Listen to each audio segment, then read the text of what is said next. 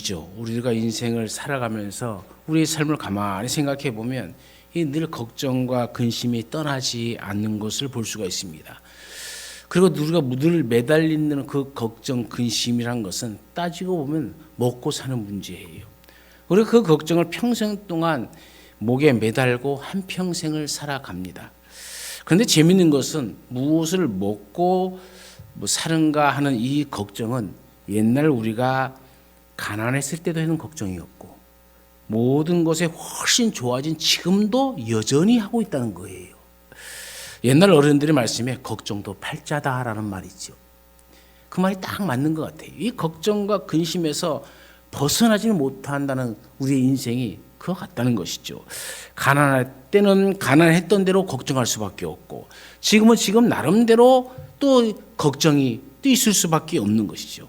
영국의 어느 병원에서는 500명의 시각장애 환자를 진단했는데 그중에 30%가량이 그 정신적인 긴장으로부터 멀쩡히 잘 보고 다니다가 눈에 시력 장애가 온다는 것을 발표했습니다. 로스웨스턴 데스턴 대학의 레오나르도 포스트 박사는 걱정을 하게 되면 사람이 걱정을 하게 되면 이 우리 몸에 치매 분배가 억제된다고 그래요. 그로 인해서 입속의 타액이 자연적으로 중성이 되지 못함으로써 충치가 생기는 것을 과학적으로 입증을 했습니다. 또한 21개의 타 대학에서는 5,000명의 학생들을 대상으로 한 조사, 걱정하는 근심하는 학생일수록 학생들의 성적이 떨어진다는 것을 발견하게 됐어요. 그러니까 이 걱정과 근심이 사람을 무력하게 만들고 모든 질병의 원인이 되어진다는 겁니다. 우리가 한의의학자인 김영길 박사라는 분이 있어요. 나름대로 이분이 꽤 유명한 박사입니다. 한의학 쪽에서는 유명하신 분인데 이 사람이 얘기하는 것이 현대인의 모든 질병은 천재지변이 아닌 이상 모두가 다 스트레스에서 생긴다고 그래요. 스트레스는 우리가 위기를 닥쳤을 때 그 위기를 해결해 나갈 수 있는 그러한 위기 감정이라고 합니다. 얼룩말이 예를 들어서 사제가 확 달라들어서 쫓아오면은 빠른 속도로 도망가는데 1분만 도망가면 사자가 못 따라온다고 합니다. 그만큼 1분 동안 폭발적으로 달린다는 것이죠. 근데 그리고 달리고 후에 사자가 안 쫓아오면은 이 얼룩말은 언제 사자가 날 잡아먹으려고 왔느냐 아주 새까맣게 잊어먹듯이 그냥 초원에서 조용히 풀 뜯어먹고 있다는 거예요. 그래서 이 학자들이 제가 왜 저럴까? 이 사자가 금방까지 쫓아왔는데 왜 저렇게 두려움이 없이 저렇게 여유자작하게 풀 뜯어먹고 있을까 하면서 이 얼룩말을 조사했더니 얼룩말에는 위궤양이 없대요. 오직 사람만이 이 사자를 잊지 못하고 계속적으로 무엇인가 보이지도 않고 느껴지지도 않는데 그것으로 인해서 걱정, 근심으로 살아가기 때문에 이 스트레스 호르몬이 발생한다는 것이죠. 그리고 그 호르몬을 해결을 못하는 거예요. 이것이 생성되면 제일 필요한데 쓰여지는 것이죠. 얼룩말에게 있어서는 이 스트레스 호르몬이 어디에 쓰여지냐면은 두 다리로, 네 발이죠. 네 발로 쓰여진다는 거예요. 그 모든 것이 집중적으로 거기에 확 쏟아져 갖고 그것을 확 뛰어가면서 분산해 버리는데 인간은 그것을 분산할 수 있는 길이 없다는 것이죠. 다시 말하면은 우리가 도시에 살다거나 인간이 사람 사이에 살다 보면은 대부분 이 스트레스가 머리에 집중되죠. 머리에 집중되니까 이 머리로부터 시작해서 위로 가야 할 혈액이 위로 가지 못하는 겁니다. 그래서 소화불량이 생겨요. 이 스트레스 호르몬이 생기면은 소화불량뿐만 아니라 우리가 하는 신장의 기능이 약해져 버립니다. 그리고 면역력도 떨어져 버립니다. 중요한 것은 그래서 김영길 박사가 우리의 머리를 항상 맑게 해야 된다라고 얘기를 해요. 이 머리를 맑게 하는 것이 한국에 좋은 것이 있다는 거예요. 제가 가르쳐 줄까요? 말까요? 머리를 맑게 할 수 있는 아주 좋은 게 있대요. 여러분 중국이나 일본은 우리나라를 끼고 양쪽에 이렇게 있죠. 근데 중국에도 차 문화가 엄청나게 발달되어 있고요. 일본도 차 문화가 굉장히 발달되어 있어요. 근데 한국은 차 문화가 발달되어 있질 않아요. 일본과 중국에 비하면은 차문화가 거의 없다시피 한 거죠. 왜 한국에는 차문화가 없을까? 이건 왜 없을까요? 그것을 이 김영길 박사는 연구를 통해서 계속적인 한국의 이 식생활 습관에 대해 연구를 하면서 한 가지 결론을 내립니다. 그것은 세상에도 어느 나라에도 없는 한국만의 독특한 차가 있다는 거예요. 그것 때문에 다른 차가 굳이 먹을 필요가 없었다는 거죠. 그게 뭐냐? 숭늉이래요. 한국만이 밥을 태워갖고 누룽지를 해갖고 그것을 또 끓여갖고 먹는 나라는 오직 한국밖에 없대요. 그런데 이 숭늉이 모든 병을 치료한답니다. 위가 안 좋으신 분들 숭늉 드세요. 그러면 위가 튼튼해지고 또 이 숭늉을 좀 약간 한 80% 90% 태워갖고 이 차를 만들면 아주 아메리카노처럼 시커멓게지는데 이것을 제탕, 삼탕 해갖고 섞어서 하면 진한 갈색이 됩니다. 그래갖고 이것을 매일매일 먹는 사람은 한 달만 먹어보라고 그러더라고요. 딱 한 달만 먹어보십시오 그래요. 몸이 체중이 4kg 정도가 빠진대요. 뿐만 아니라 우리의 모든 병들을 치료할 수 있는 것들이 생성이 되어서 우리의 몸을 위로부터 시작해서 다 깨끗게 한다는 것이죠. 제가 이 말을 듣고 한번 숭늉을 만들어 봤어요. 만들었고 했더니 한 번 먹고 두 번 먹고 했더니 갑자기 어저께부터는 방구가 막 나와요. 그런데 저는 방구를 껴도 이때가 냄새가 없었어. 그런데 아주 쾌쾌한 냄새가 나는 거예요. 이게 왜 방구가 가는데 길거리 가다 뿡뿡뿡 나오니까는 이게 왜 그러지? 그랬더니 가만히 생각해 보니까 하루 종일 그 끓인 걸 먹었어요. 그랬더니 그런 현상이 나타나는 거예요. 야, 이거 가만히 말 들어보니까 맞네 하는 생각이 들어요. 이분이 말하는 거 세 가지예요. 건강을 지키기 위해서는 모든 병을 고치려면 내 몸이 해야 할 일이 세 가지입니다. 첫 번째는 숭늉을 매일 먹어라. 다른 거 먹지 말고 숭늉을 먹어라는 것이고, 두 번째는 호흡을 잘해라. 숨을 잘 쉬어야 된다. 가급적 맑은 공기를 마셔라 하는 것이고, 세 번째는 걸어라 그래요. 걷기. 이게 몸이 하는 일이고 또 정신, 우리 마음이 할 일이 있다는 거예요. 그 마음이 할 일이 두 가지가 있는데, 하나는 열린 마음을 가져라. 또 하나는 겸손한 마음을 가져라.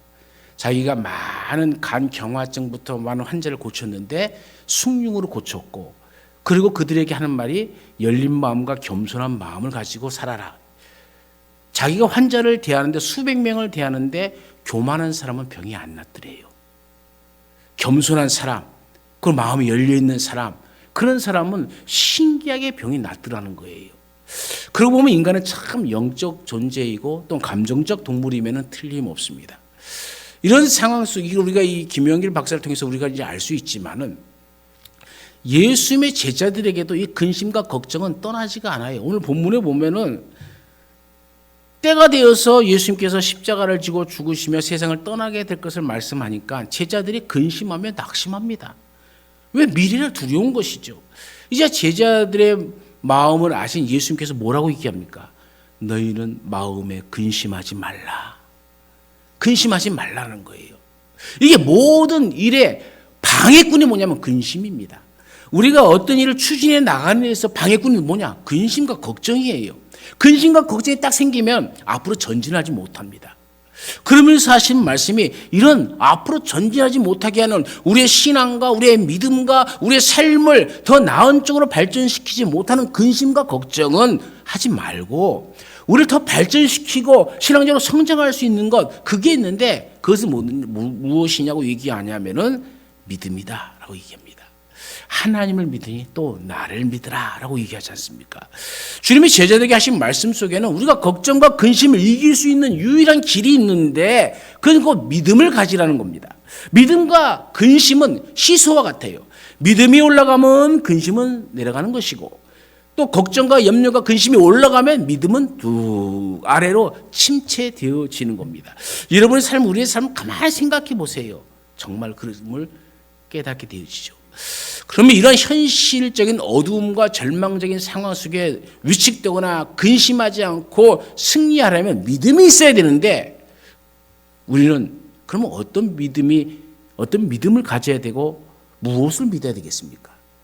그 첫 번째는 우리가 예수님의 인격을 믿어야 돼요. 예수님을 믿는다라고 하는 것은 예수님의 인격 자체를 다 믿는 겁니다. 인격이란 말은 국어사전에서 보면 사람으로서의 품격이다 이렇게 얘기합니다. 이것을 신학적으로 얘기하면 지정의라고 얘기하죠. 지는 깨달음입니다. 알지 못했거나 어려움없이 알았던 것을 명확하게 깨닫는 것을 지라 이렇게 얘기하고, 정은 이렇게 알아차린 것을 감정으로 느끼는 겁니다. 명확하게 깨닫게 되어지면 정으로 자연적으로 연결됩니다. 믿음에 대한 확신, 지가 있다면은 우리는 희망, 이 희망을 정으로 얘기합니다. 이 희망을 품게 되어집니다. 머리에서 가슴으로 내려옵니다. 그래서 계획을 세고 이루어가는 그 상상을 하기도 하는 것이죠. 그리고 이렇게 깨닫게 되어지면 다음으로 어디로 연결되겠습니까? 의로 연결되어집니다. 깨닫고 느낀 사람은 가만히 있기가 어렵습니다. 실천해야 됩니다. 이 실천, 손과 발이 움직여지는 것을 의다 이렇게 얘기합니다. 그래서 지정의를 바로 그 사람의 인격이라 얘기합니다. 쉽게 얘기하면 우리가 학교에서 또 생활 속에서 효도하라라고 배웁니다. 배우는 건 지입니다. 효도하라 하고 깨달은 것을 이제 가슴에 오면은 이 효도하는 마음이 부모님을 사랑하는 마음으로 표현되어집니다. 그래서 흰머리난 아버지가 갑자기 불쌍해지는 마음, 측은지심이 생겨나고 여태까지 건강했던 어머니가 허리가 이렇게 굽으면서 아파하는 모습을 보면서 그 사랑이 내가 정말 효도해야겠구나 하며 정이 움직여지는 거예요. 그러면 여기서 끝나버리면 안 돼요. 그러면 내가 부모에게 효도하는 것이 무엇일까 하면서 그래 직장을 가져야 돼. 그래 나도 돈벌이를 해야지. 그래 나도 이제 가정을 이루어야지 하면서 삶의 방향으로 실천되어지는 것이 의죠. 이렇게 되었을 때 그 사람을 인간이라 이렇게 얘기하는 겁니다. 자기 고집대로 자기 마음대로 살아가는 것 깨닫지도 못하고 사랑도 없고 의지할 것 실천력도 없다면은 그것은 동물이죠. 동물과 똑같습니다.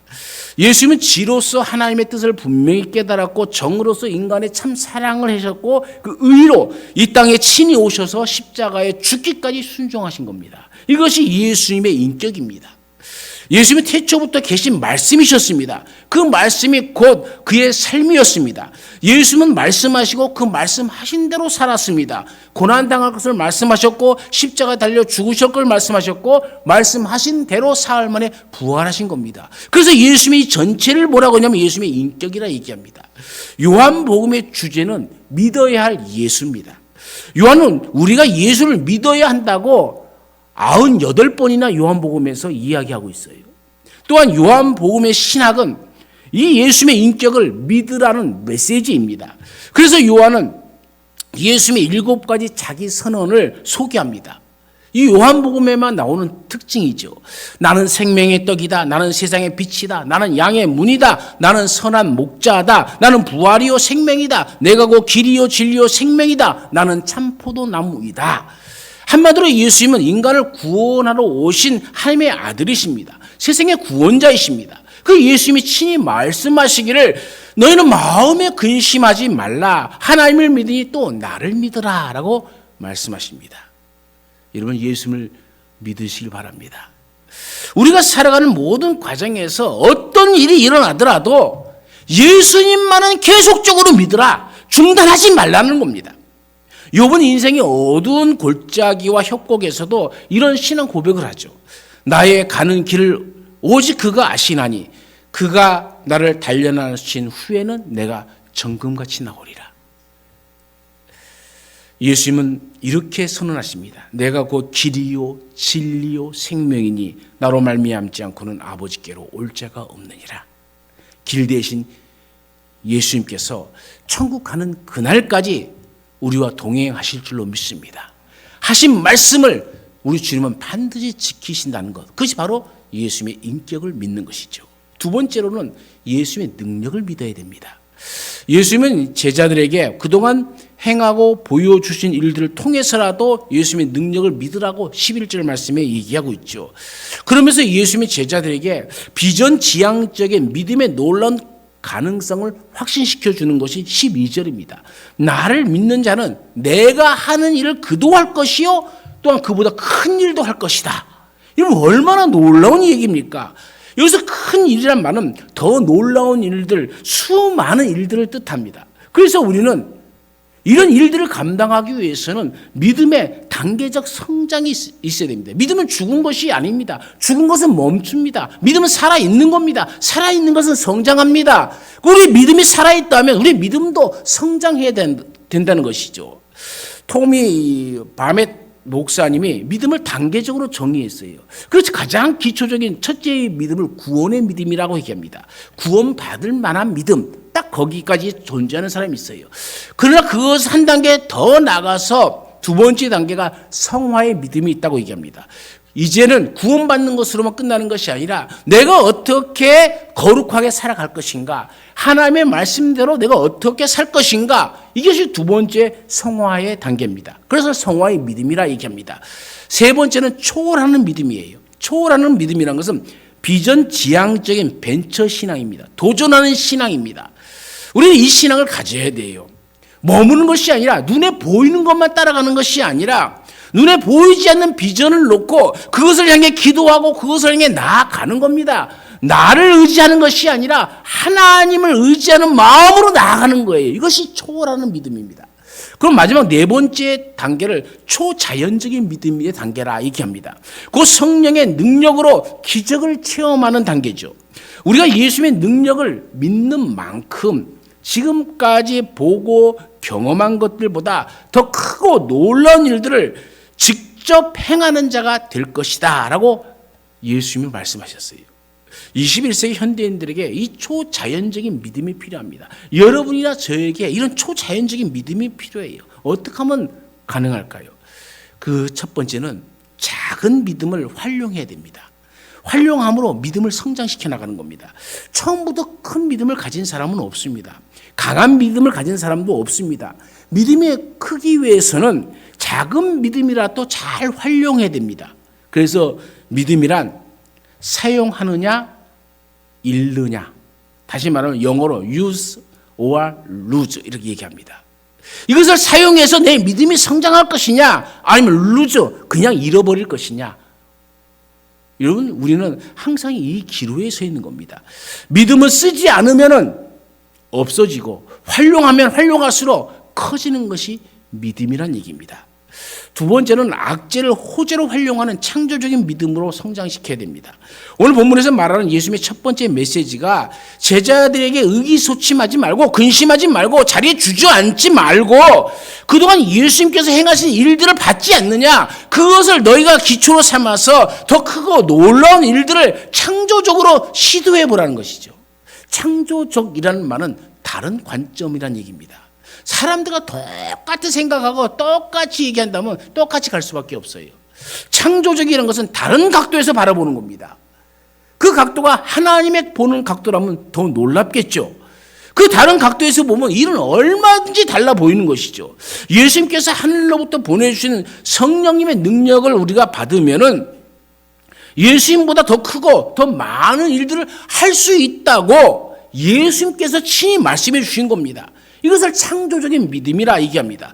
불가능에 도전하는 적극적인 믿음이죠. 여러분, 바람이 불지 않을 때 바람개비를 돌리는 방법이 뭘까요? 그것은 앞으로 바람개비를 들고 달려가는 겁니다. 그럼 쭈락 뛰어가면 바람개비가 슉 돌기 시작하죠. 이것을 기독교의 신앙의 역동성이라 이렇게 얘기하는 겁니다. 21세기는 창조 경영 시대인 만큼 이런 창조 신앙이 우리에게 다 필요한 것이죠. 독일 남부의 이 바바리아주 출신의 리바이 스트라우스라는 사람이 있어요. 이 유태인으로서 미국으로 이민 와서 뉴욕의 주택을 돌면서 직물을 판매했던 사람입니다. 때가 1800년대니까 1854년 샌프란시스코로 이사를 갑니다. 금강 주변에서 텐트 만드는 일을 하는데 금강을 찾아 임시로 정착하는 사람들로부터 텐트 주민이 물밀듯 쏟아 들어와서 많은 돈을 벌었습니다. 그런데 어느 날 이 군납 알선 업자로부터 10만 개의 분량의 대형 천막천을 납품하도록 주문이 들어왔어요.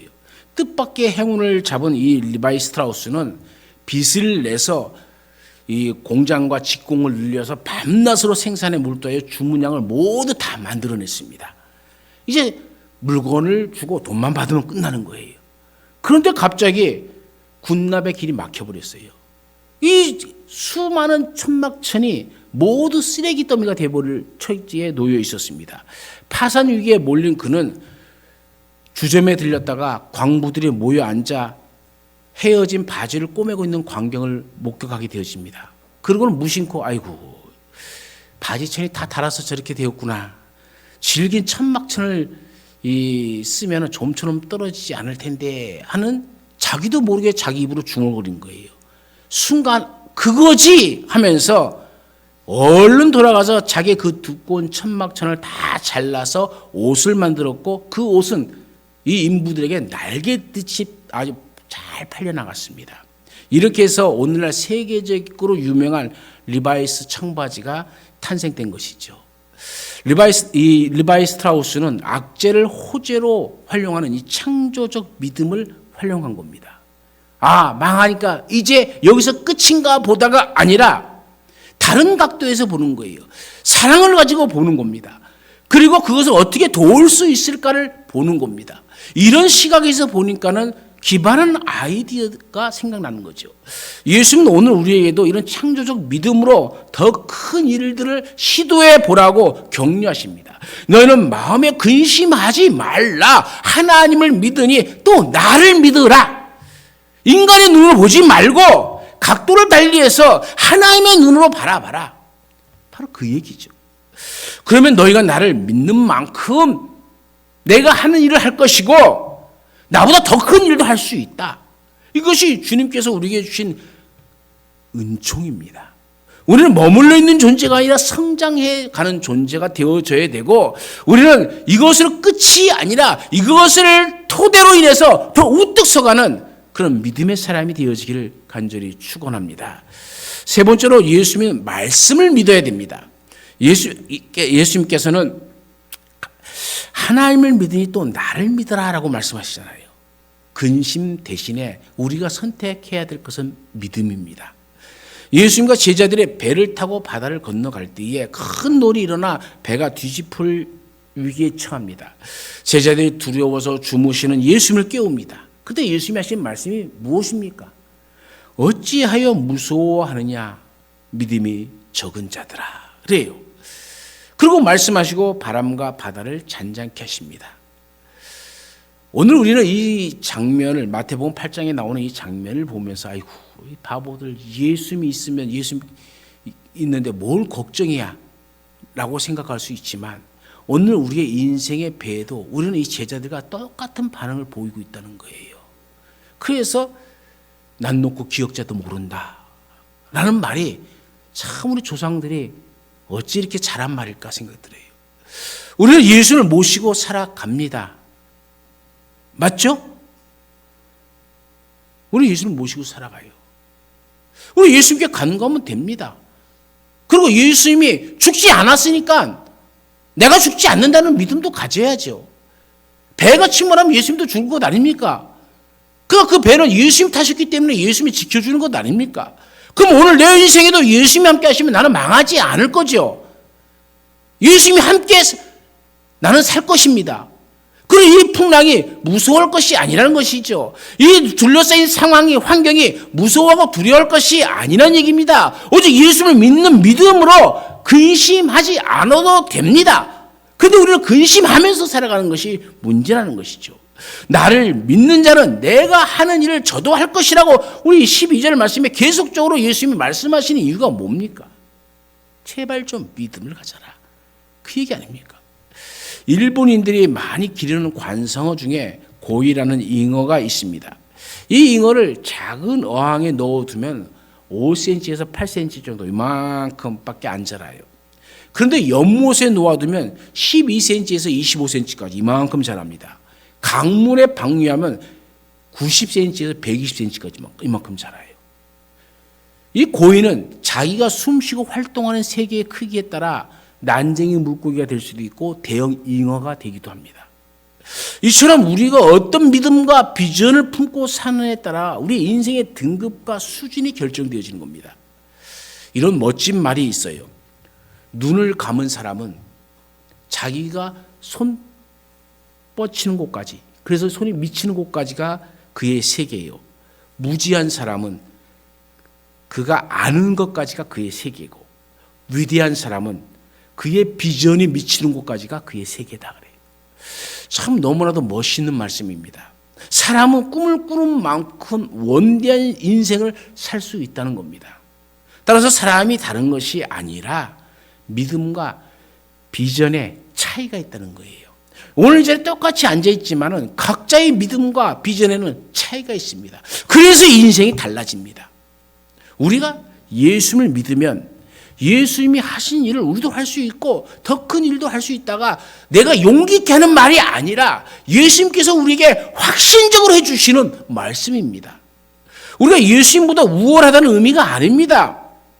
이 믿음의 능력에 대하여 말씀하는 겁니다. 믿음은 바라는 것들의 실상이요 보지 못하는 것들의 증거라고 성경은 이야기하고 있지 않습니까? 믿는 자에게는 능치 못할 일이 없다라고 우리 주님께서 말씀하고 있지 않습니까? 너희가 내 이름으로 무엇을 구하든지 내가 행할 것이다. 내 이름으로 무엇을 구하면 내가 행할 것이라는 말을 13절과 14절에 계속적으로 말씀하고 있지 않습니까? 근심만 하지 말고 그 문제를 하나님 앞에 내놓고 기도하고 구하면 응답하시고 우리의 길을 열어주실 줄로 믿습니다. 회복시켜 주십니다. 그러니 여러분 믿으시길 바랍니다.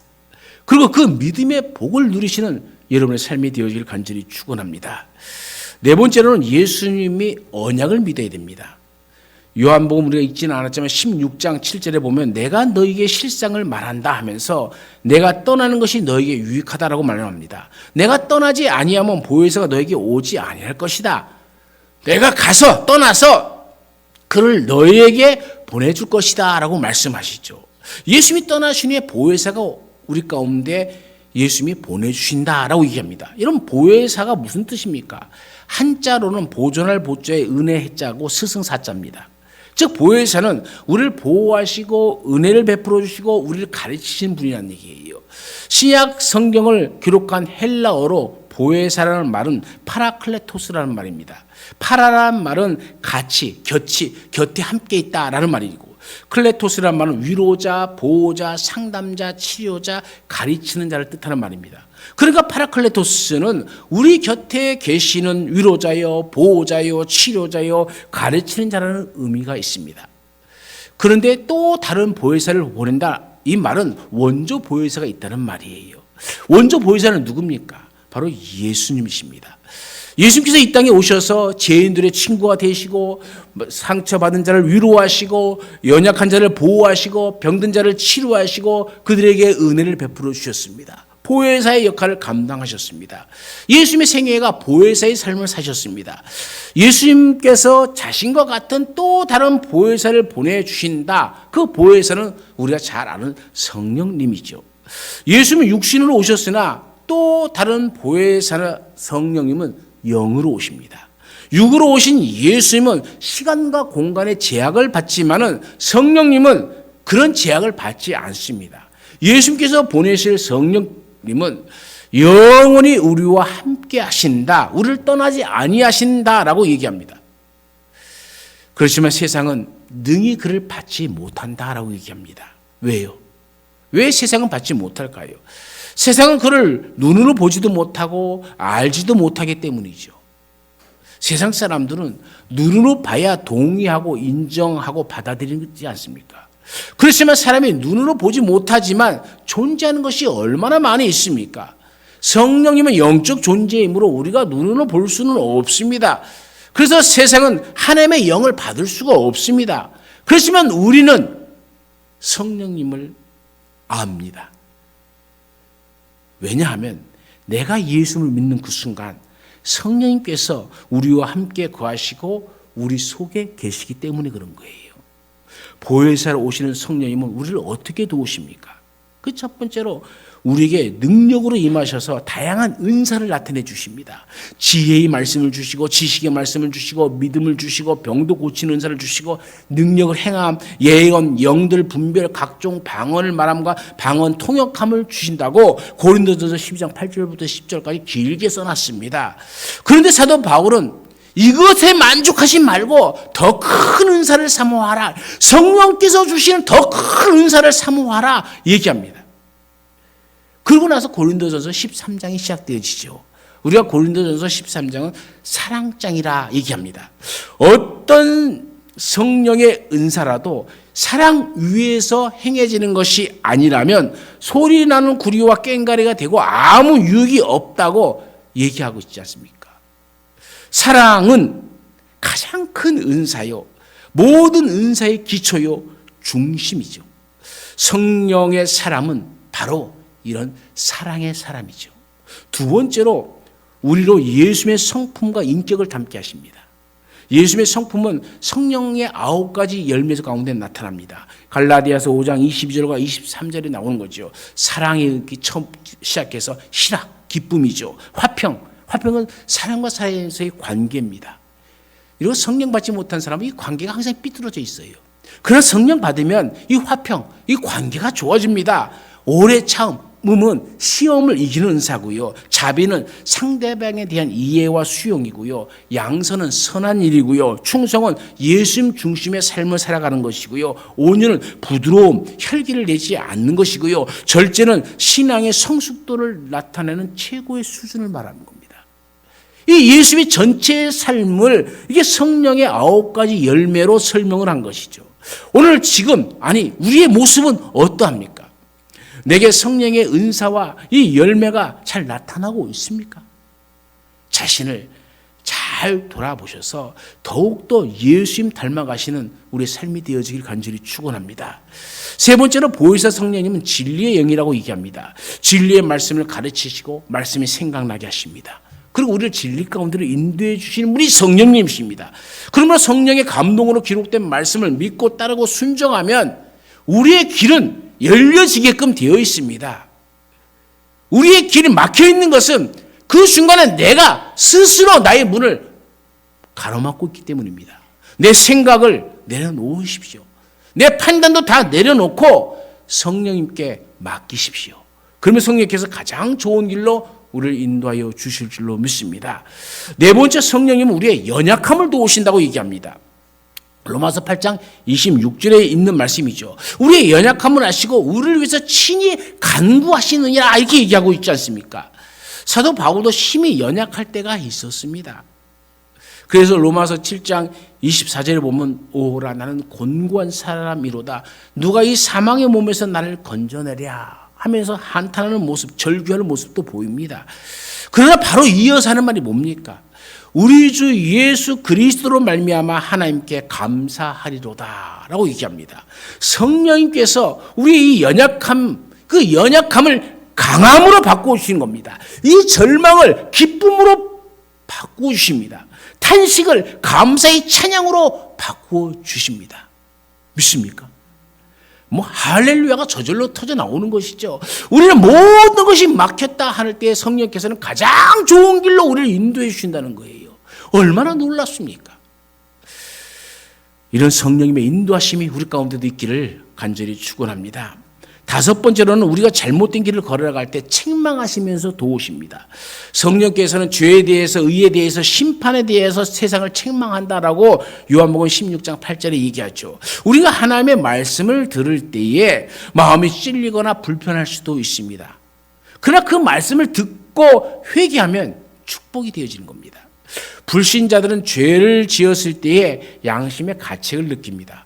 그러나 양심의 가책만으로 죄의 문제를 해결할 수는 없지 않습니까? 예수님의 제자 가룟 유다는 예수를 팔아 넘기고 양심의 가책을 받았지만 그 결과가 자살이었습니다. 마귀가 가룟 유다의 마음에 예수를 팔 생각을 넣었고 그것을 깨닫는 순간에 예수님 앞에 돌아오지 못하고 자살해 죽었습니다. 성령님의 책망은 양심의 가책과는 차원이 다릅니다. 예수님을 3번 부인했던 베드로는 예수의 말씀이 생각나자 자살했습니까? 심히 통곡했다라고 얘기하지 않습니까? 오순절 성령의 충만함을 받은 후에는 담대하게 말씀을 전하는 자로 바뀌었습니다. 베드로의 설교를 들은 사람들이 마음의 찔림을 받아 어떻게 했습니까? 가룟 유다처럼 다 자살했습니까? 아니잖아요. 마음의 찔림을 받아 회개하고 세례를 받았습니다. 이 일을 성령께서 해 주시는 겁니다. 성령께서 우리를 왜 책망하시고 왜 깨닫게 해 주십니까? 바로 회개하고 하나님 앞에 돌아오는 길을 열어주시는 거잖아요. 하나님의 말씀이 나를 책망할 때 우리는 감사함으로 받을 줄 알아야 됩니다. 사랑하는 여러분, 여러분의 삶에 근심이 있으십니까? 근심하지 말고 믿음을 선택하십시오. 예수님께서 때가 되면 다시 오십니다. 우리를 영접하여 하나님 나라에 함께 있게 하실 것이라고, 너희를 고아와 같이 버려두지 않겠다고 오늘 본문에 말씀하고 있지 않습니까? 우리 모두 성령으로 또한 충만해야 됩니다. 성령 충만할 때 우리 삶 속에서 성령의 능력이 나타나고 성령의 열매가 맺게 되어지고 영적 전쟁에서 승리하고 또 기쁨과 감사의 삶을 살아갈 수가 있는 겁니다.